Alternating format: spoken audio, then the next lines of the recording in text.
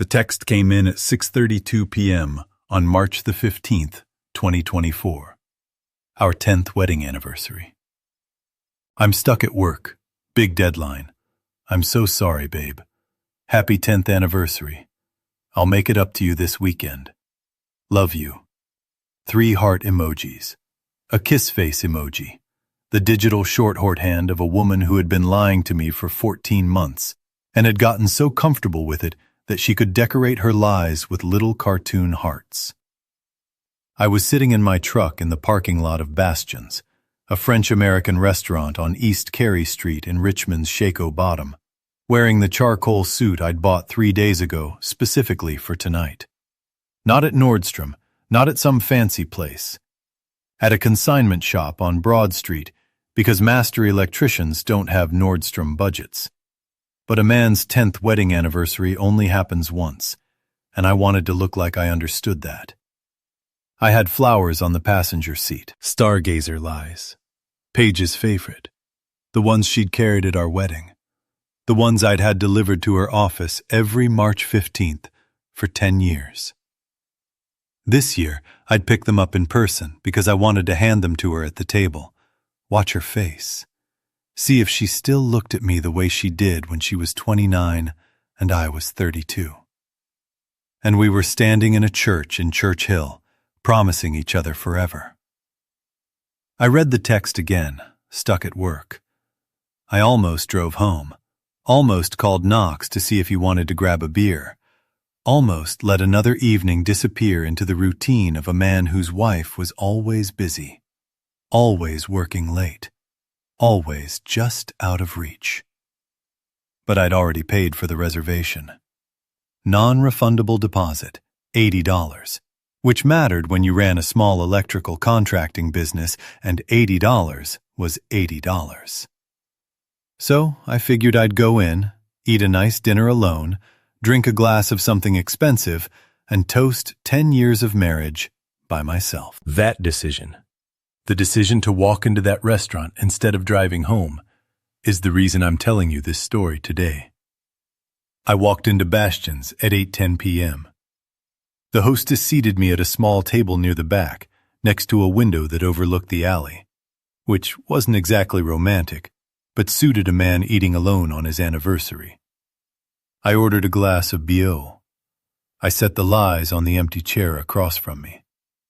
I picked up the menu, and then I looked up across the restaurant, partially hidden behind a decorative wooden screen that separated the main dining room from a more intimate section in the corner. I saw a black dress. Not just any black dress. The black dress. The one I had bought Paige for Christmas 3 months ago from a boutique in Carytown. The one she had tried on in the bedroom and twirled in and said, "I'm saving this for something special." She was wearing it tonight at Bastions on our anniversary. The anniversary she was too busy to celebrate with me. She was sitting across from a man, silver-haired, tanned, tailored suit that probably cost more than my truck payment. He was leaning toward her, his hand resting on hers on the white tablecloth. There was champagne on the table, 2 glasses, the kind with the thin stems that you only see in places where people spend money like it's water. He said something. She laughed. The laugh I used to hear across the kitchen when I'd say something that caught her off guard. The unguarded one. The real one. She was giving that laugh to someone else. And then she leaned across the table and kissed him. Not a peck, not a quick social kiss. A real kiss. The kind of kiss that has history and intention and the promise of what comes after dinner. The kind of kiss I hadn't received from my wife in months. I couldn't breathe. The restaurant sounds, the clinking glasses, the murmured conversations, the soft jazz from the speakers in the ceiling. All of it collapsed into a single, high-pitched tone, like the sound a wire makes right before it snaps. My hands gripped the edge of the table so hard my knuckles went white. My vision narrowed until all I could see was that black dress that silver hair, that kiss. I stood up. I was going to walk over there. I was going to grab that table and flip it. I was going to look at my wife on our 10th wedding anniversary and ask her how the deadline was going. I was going to make a scene that every person in that restaurant would remember for the rest of their lives. I made it 2 steps before a hand closed around my forearm. Sit down. The voice was low, female, calm in the way that certain people are calm. Not relaxed, but controlled. The calm of a person who has trained themselves to be steady in situations where other people break. I turned. A woman I had never seen before was standing beside my table. Late 40s, dark hair pulled back tight, wearing a navy blazer over a white blouse. No jewelry except a watch that looked functional rather than decorative. She had the posture of someone who had spent years standing in rooms where standing correctly mattered. Law enforcement, military, something that required the body to be a tool, not a decoration. Let go of my arm. Sit down first.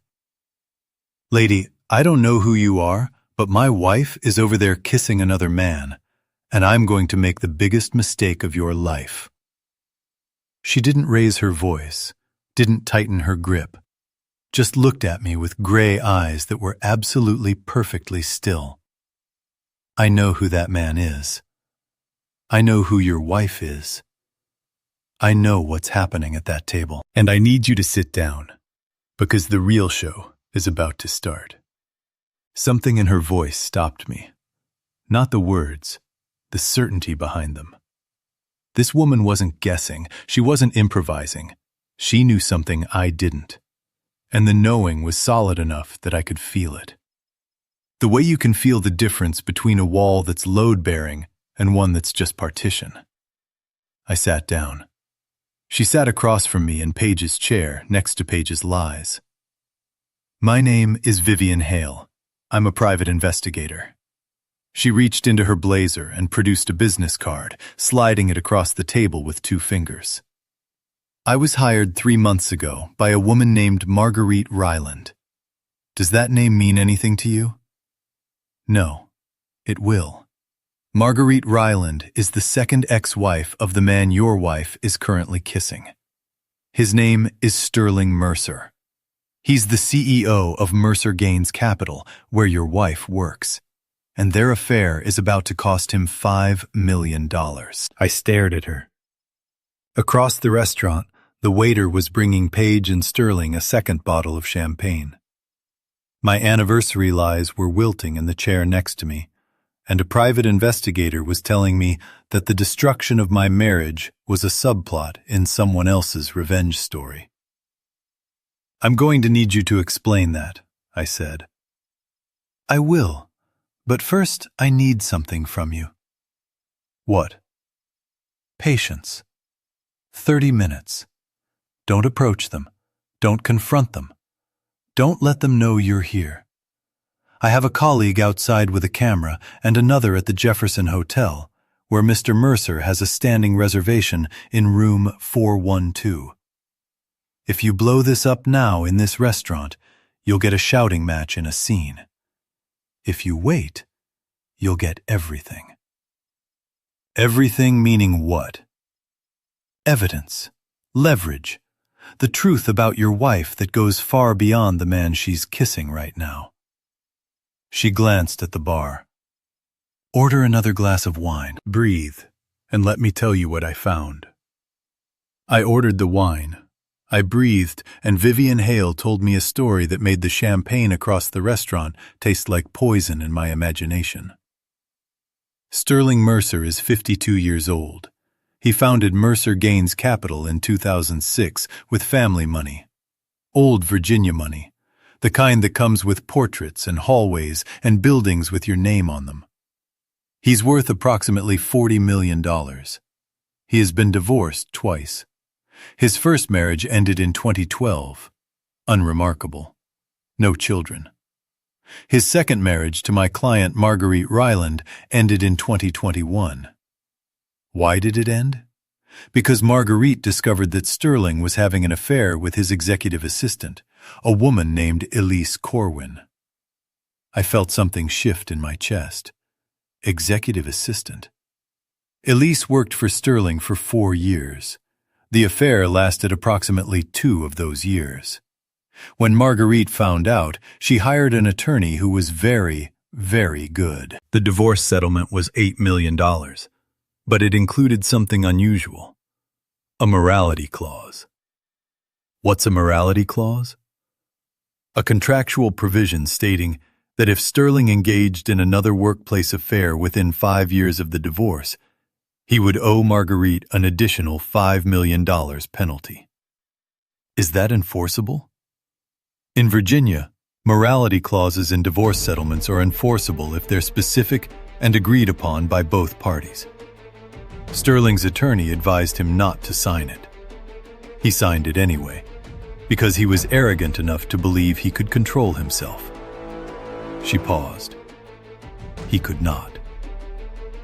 So, Paige, your wife is Sterling Mercer's current executive assistant.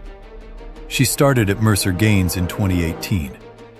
Based on my surveillance, the affair began approximately 14 months ago, in January 2023. 14 months. I thought about the last 14 months. The late nights, the work emergencies, the new clothes that appeared in the closet, expensive things that didn't match her salary, the distance in bed, the conversations that went nowhere, the feeling of sleeping next to a woman who was already somewhere else in her mind. 14 months of lies, and I had believed every one of them.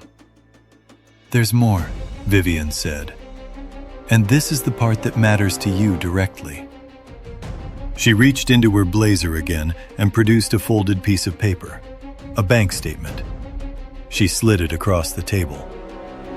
During my investigation of Sterling, my forensic team discovered that your wife has been receiving payments beyond her salary, approximately $15,000 per month, deposited into a personal account at Virginia National Bank in Paige Sable's name only. I looked at the statement. Account number, balance, $211,847.33. Deposits listed monthly, each for $15,000 from an entity called Mercer Advisory, LLC. What is Mercer Advisory, LLC? A shell company registered to Sterling Mercer. It has no employees, no clients, no operations. Its sole purpose, as far as I can determine, is to funnel payments to your wife. $15,000 a month for 14 months, approximately $210,000 total. I set the bank statement down, picked up my wine, set it down without drinking. My hands were doing that thing again, the trembling, the loss of control that I had never experienced in 20 years of working with live wires and junction boxes and panels that could kill you if your hands weren't steady. She's been hiding $210,000 from me. Yes, while we're married. Yes, in Virginia that's subject to equitable distribution. Half of that money is legally yours. But more importantly, the concealment of assets during a marriage is a serious matter in divorce proceedings. It destroys credibility. And in custody disputes, a parent who has been systematically deceiving their spouse for over a year is not a parent the court tends to favor. I looked across the restaurant. Paige was laughing again. Sterling was refilling her champagne. They looked happy. They looked like two people who had the world figured out, who had calculated every angle and covered every base and left nothing to chance. They hadn't calculated me sitting 2 tables away on our anniversary. And they hadn't calculated Vivian Hale. "Why are you telling me this?" I asked. "Your client is Marguerite, the ex-wife. What do you get from helping me?" Vivian looked at me directly. "My job is to build a case that triggers the morality clause. Your wife is the evidence. Her relationship with Sterling is the trigger. The photographs, the hotel records, the financial trail, all of that proves Sterling violated the clause. Marguerite gets her $5 million. And me? You get the collateral benefit.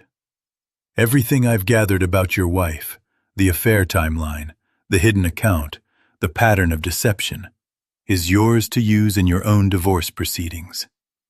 I'm not your investigator, but the evidence doesn't care who uses it. Is that legal? I'm licensed. My methods are legal. My findings are documented and admissible, and I have no obligation to keep what I've discovered from the spouse of the woman I've been investigating. She paused. Mr. Disable. I was a detective for 14 years before I became a PI. I've seen a lot of marriages end. Most of them end messy.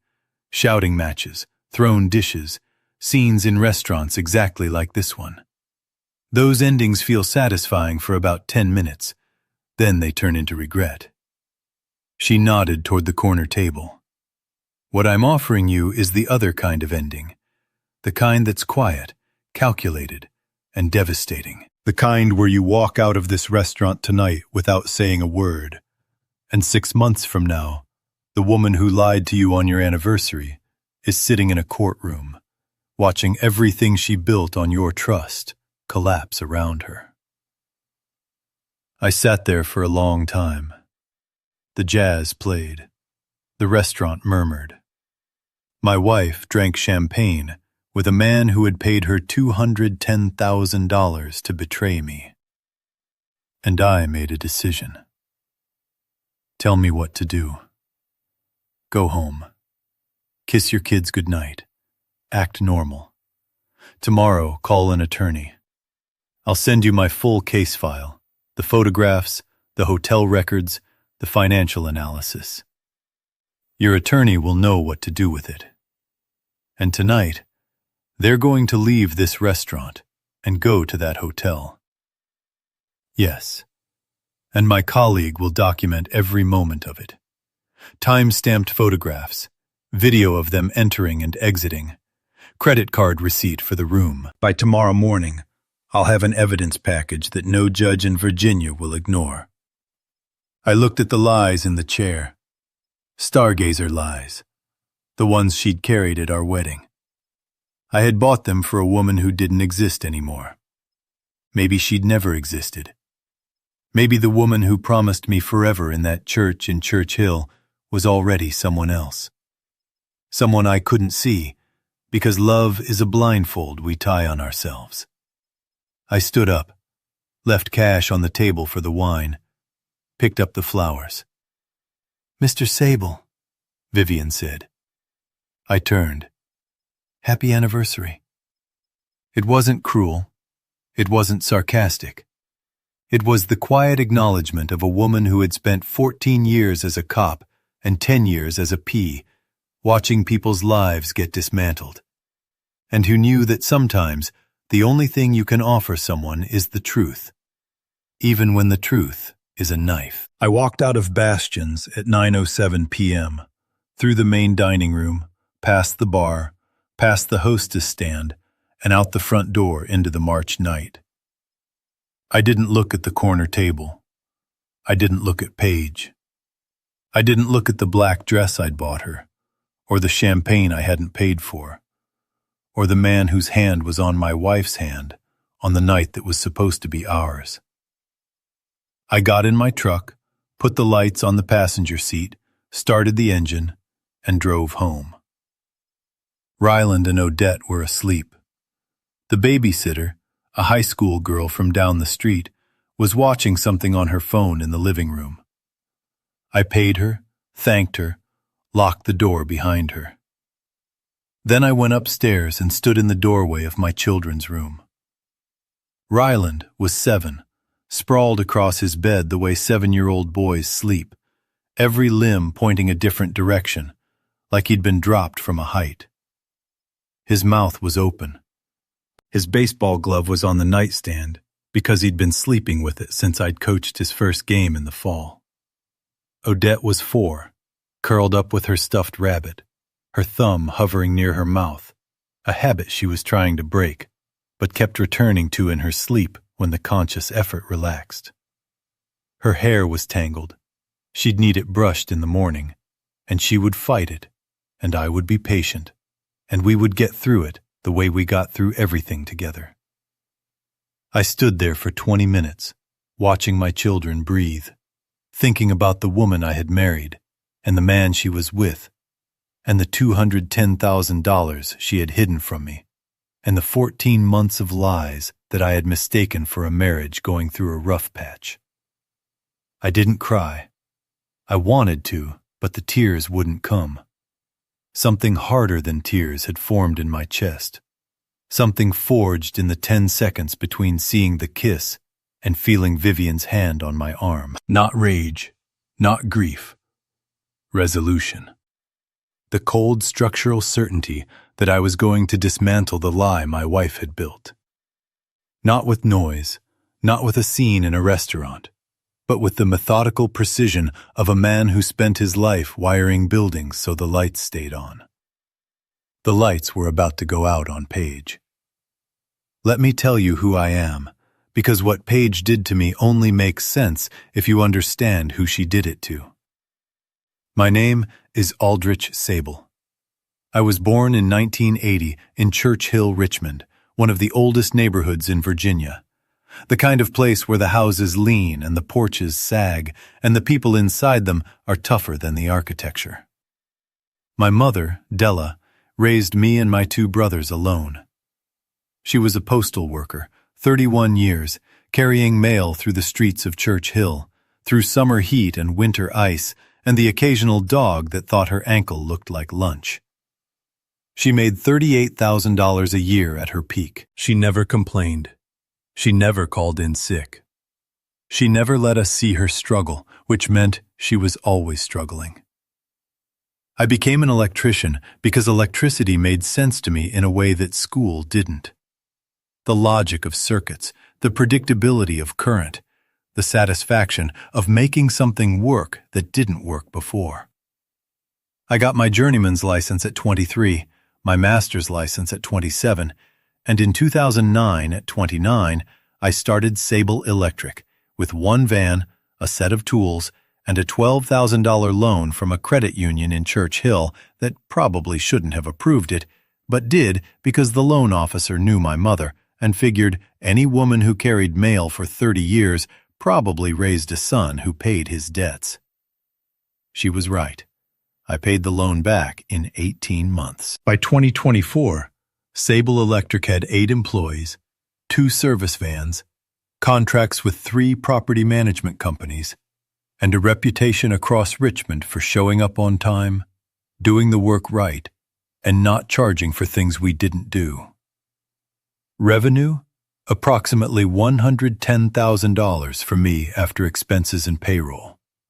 Not wealthy, not poor, just a man who built something honest and kept it running.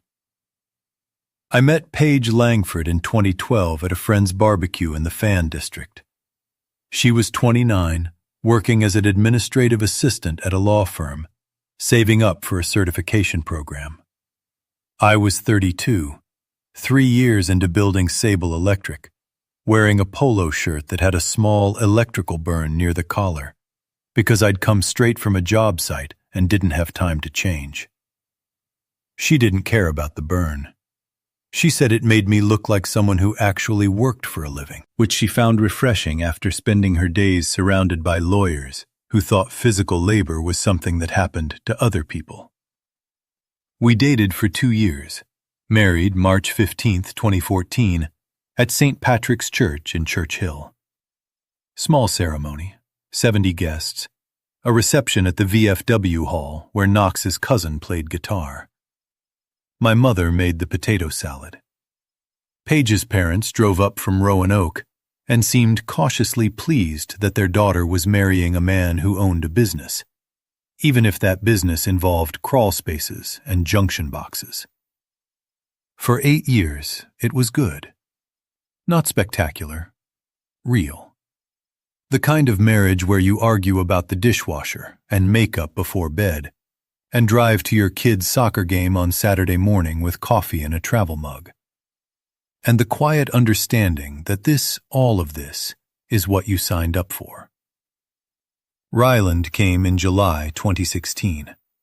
Odette in September 2019. The house on Montress Avenue, 3 bedrooms, needed rewiring when we bought it, which I did myself over 6 weekends because that's what electricians do. They fix what's broken, even when it's theirs. Paige started at Mercer Gaines Capital in 2018. It was a step up from the law firm. Better pay, better title, benefits. She was excited. She talked about Sterling Mercer like he was a character in a novel. This larger-than-life figure who ran a $200 million fund and wore custom suits and had a corner office with a view of the James River. I was happy for her. I didn't notice that the admiration in her voice was slowly becoming something else. The distance started in late 2022. Gradual, the way distance always starts. She worked later, came home tired, was less interested in the small conversations that hold a marriage together. The, "How was your day?" The, "What did the kids do?" The, "I saw this thing and thought of you." Those conversations got shorter, then less frequent, then stopped entirely. We still talked, we just didn't say anything. I thought it was the job. I thought it was stress. I thought it was the ordinary erosion that every marriage goes through in the middle years, when the romance fades and the routine sets in, and you have to decide whether to fight for it or let it drift. I chose to fight. I planned the anniversary dinner. I bought the suit. I picked up the lies. I made the reservation at Bastion's because Paige had mentioned once, months ago, that she'd heard it was romantic. And I had filed that information the way I file everything, carefully for future use. She filed it too, for a different dinner, with a different man. The morning after the restaurant, I called Boone Taggart. Boone was 53, divorce attorney, former military JAG officer. His office was on Main Street, in a building that had been a bank in the 1920s, which felt appropriate because divorce in Virginia is essentially a financial audit conducted under emotional duress. "Walk me through it," Boone said, pouring coffee from a pot that looked like it had been brewing since the Cold War. I walked him through it. The anniversary, the text, the restaurant, Vivian Hale, Sterling Mercer, the morality clause, the hidden account, the $210,000. Boone listened without interrupting. When I finished, he sat down his coffee and said, "How do you feel?" Like, I've been wiring a house for 10 years and someone just told me the whole thing was on the wrong circuit? That's about right. He opened a legal pad. "Here's what we're going to do. Virginia is a fault-based divorce state.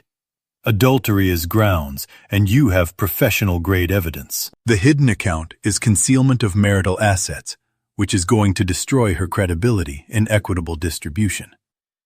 And the fact that the money came from her boss, the man she's sleeping with, structured through a shell company to avoid detection. That's not just deception, Aldrich. That's a conspiracy between your wife and her employer to defraud you." What about custody? A parent who has systematically lied to their spouse for 14 months, concealed $210,000, and conducted an affair with their boss is not a parent. The court is going to view favorably. I'm going to pursue primary custody for you, and based on what you're telling me, I think we'll get it. What about Sterling? Sterling is Marguerite Ryland's problem, and based on the morality clause, he's about to have a very expensive one. But his involvement with your wife, the payments, the shell company, the hotel room, all of that becomes part of our case file. The judge is going to see the full picture. How long? 6 months, maybe less if she's smart enough to settle. And Aldrich, yeah, You did the right thing last night, sitting there instead of walking over to that table. Most men would have blown it. You didn't. That patience is going to win you this case. I didn't feel patient. I felt like I was being electrocuted from the inside. That's what patience feels like when it matters. Vivian delivered her evidence package to Boone's office the following week. It was, as she had promised, airtight. 47 photographs spanning 3 months. Time-stamped entries and exits from the Jefferson Hotel, room 412, on 11 separate occasions. Credit card receipts. The hidden bank account statements. Text messages between Page and Sterling obtained through legal discovery, and the documentation of L. Corwin, the previous executive assistant, Sterling's pattern, established and repeatable. Boone filed for divorce on April 3, 2024. Page was served at her office at Mercer Gaines Capital, in front of Sterling Mercer's corner office with the view of the James River. That evening, she came home in tears. "Aldrich, what is this? Why are you doing this?" I was sitting at the kitchen table, the same table where we'd eaten 10 years of dinners, the same table where Ryland did his homework and Odette drew pictures of horses. I had a glass of water in front of me, nothing else. No documents, no evidence, no props. Just me and the truth, and the quiet certainty that I had built my case the same way I built everything else. Carefully, correctly, with the wiring hidden behind the walls where it belonged. You know why? Is this because I've been working late? Aldrich, I told you the job is demanding. Page, stop. She stopped. I was at Bastion's on our anniversary. I saw you. The color drained from her face, the way current drains from a circuit when you killed a breaker all at once. Complete. You were. I made a reservation for us for our 10th anniversary, and I sat 2 tables away and watched you kiss Sterling Mercer, while the text you sent me about being stuck at work was still on my phone. She sat down, not in a chair, on the floor, like her legs had stopped receiving signals from her brain. It's not what you think. It's exactly what I think. 14 months, $210,000 in a hidden account from a shell company your boss created to pay you. 11 visits to room 412 at the Jefferson Hotel. 47 photographs, text messages, credit card receipts. I took a sip of water. I know everything, Paige. Not because I spied on you. Because someone else was already watching. Sterling. And they found you in the frame. Who? Who was watching? That doesn't matter. What matters is that it's over. The marriage, the lies, the hidden money, all of it. She was crying now. The real crying, not the performance. The crying of a person who has been running a con for 14 months and has just hit the wall at full speed. The kids. Aldrich, please don't take the kids. I'm not taking anything that isn't mine, but I'm not giving up anything that is. I'll end it with Sterling. I'll end it tonight. We can go to counseling. We can... You wore the dress I bought you for Christmas to dinner with another man on our anniversary. You sent me a text with heart emojis while you were sitting across from him. You hid $210,000 from me in an account I didn't know existed. I set down the glass. Counseling doesn't fix that, Paige. Nothing fixes that. She stayed on the floor for a long time. I left the kitchen, went upstairs, checked on the kids, closed their door so they wouldn't hear their mother crying. That was the last real conversation of my marriage. The divorce took 5 months. Boone was methodical, relentless, the kind of attorney who built cases the way I built wiring. Every connection tight, every junction secure. Nothing left to chance. Page's attorney tried to fight. He argued that the hidden account was Page's personal savings and not subject to disclosure. Boone presented the Mercer Advisory LLC records, showing the payments originated from Sterling's shell company. The judge was not impressed with the personal savings argument. He argued that the affair was not relevant to custody. Boone presented the pattern: 14 months of systematic deception, the concealed account, the text message sent from the restaurant on the anniversary night. The judge noted that a parent who demonstrated a sustained capacity for deception was relevant to evaluating custodial fitness. The hidden account, $211,847.33, was frozen and subject to equitable distribution. Page lost primary custody. I was awarded the children during the school week. Page received alternating weekends. The house on Montrose Avenue was awarded to me as the primary residence for Ryland and Odette. Sterling Mercer's reckoning came separately, but simultaneously. Marguerite Ryland's attorney filed to enforce the morality clause in April 2024. Sterling's attorneys fought it for 3 months. In July, a judge ruled the clause enforceable. Sterling owed Marguerite $5 million. The fallout was immediate. 3 major clients pulled their money from Mercer Gaines Capital when the affair pattern became public knowledge in Richmond's business community. Sterling's fund, which had been managing approximately $200 million, dropped to $140 million in 6 months. He didn't go broke. Men like Sterling Mercer never go broke. But he went from being a man who was respected in Richmond to a man who was tolerated, which for someone whose entire identity was built on status was a kind of death. Page was fired from Mercer Gaines, not for the affair. That would have been an employment lawsuit waiting to happen. For restructuring, the kind of restructuring that happens when a CEO needs to cut the person who reminds everyone of his worst decision. She received no severance, no reference, and the NDA she signed on her way out ensured she could never discuss the details of her employment publicly. Vivian Hale sent me a final report after Marguerite's case was resolved. Professional, thorough, no flourishes. At the bottom, she had handwritten a note. The patience paid off. I hope the next chapter is better than the last. She was right. It is. A year has passed. It's March 2025. The anniversary just went by, March 15th. I didn't go to Bastion's. I didn't buy lilies.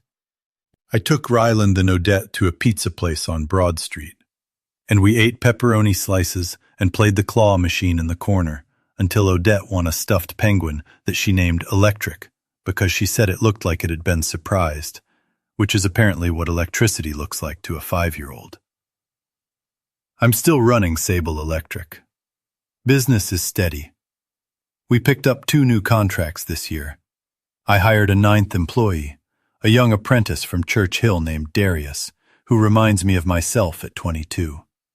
All ambition and no polish, showing up early with his tools organized and his questions ready.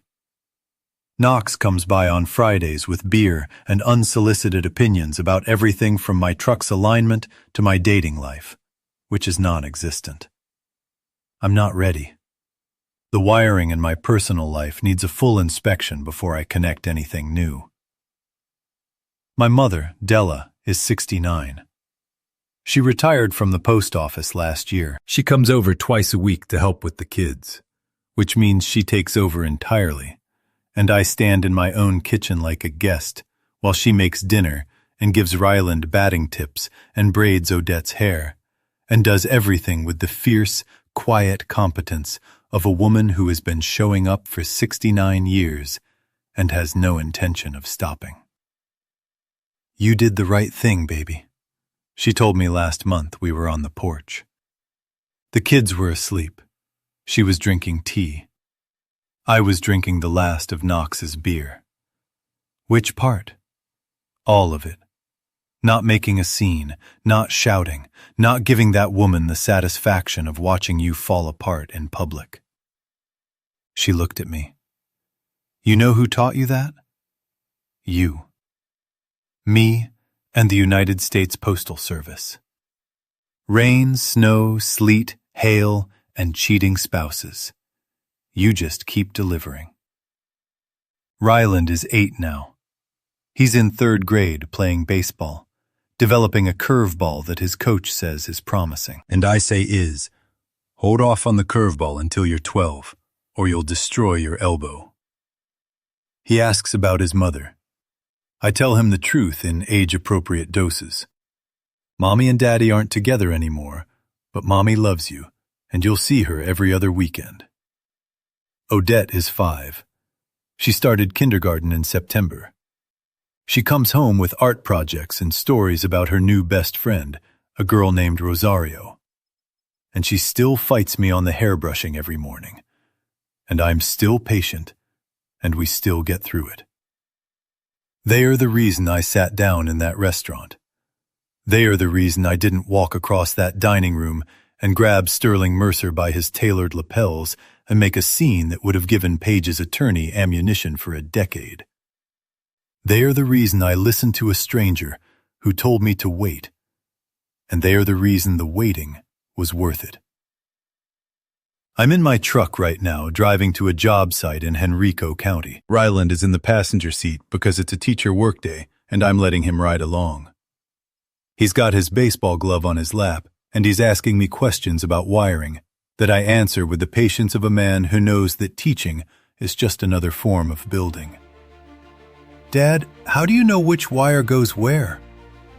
You read the blueprints. You follow the code. And when the blueprints don't match reality, which happens more than you'd think, you use your experience and your judgment.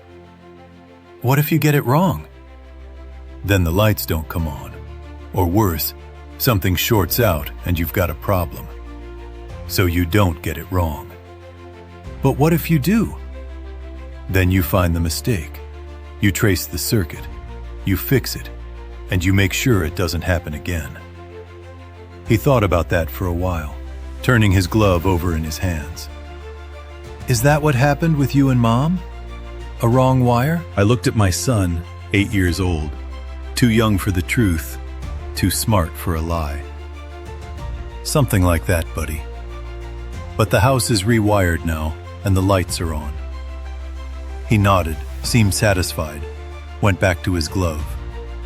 I turned onto the highway. The morning sun was coming through the windshield, warm and gold. The kind of light that makes Richmond look like it was designed to be beautiful. My truck smelled like coffee and electrical tape, and the particular optimism of a man who has work to do and someone to do it for. A year ago, I was sitting in a restaurant watching my wife kiss another man on our anniversary. I was 2 steps from destroying everything, making a scene, losing my leverage, giving Paige the ammunition she needed to paint me as the unstable one. A stranger grabbed my arm and said, "Stay calm. The real show's about to start." I stayed calm. The show started, and when it was over, the lights went out for everyone who had been operating in the dark. But mine stayed on. They always do. Now, I want to ask you something. What would you do if you were sitting 2 tables away from your spouse on your wedding anniversary, watching them kiss someone else? Would you confront them? Would you flip the table and make a scene that every person in that restaurant would remember? Or would you sit down, listen to the stranger, and let patience do what anger never could? And here's the deeper question. Have you ever discovered a betrayal so complete that it changed the way you see the person you loved most? Not just the affair, not just the lie, the whole architecture of the deception, the hidden money, the rehearsed excuses, the text messages with heart, emojis sent from the table where they were sitting with someone else. Have you lived through that? And how did you survive? Drop your answer in the comments. I read every single one. If this story reached into your chest and grabbed something, hit that like button. Share it with someone who needs to hear it. Especially anyone who's sitting in a restaurant right now, figuratively or literally, watching something they don't want to see and wondering what to do next. Stay calm. The real show's about to start. Comment your thoughts below and subscribe to the channel so you never miss another story.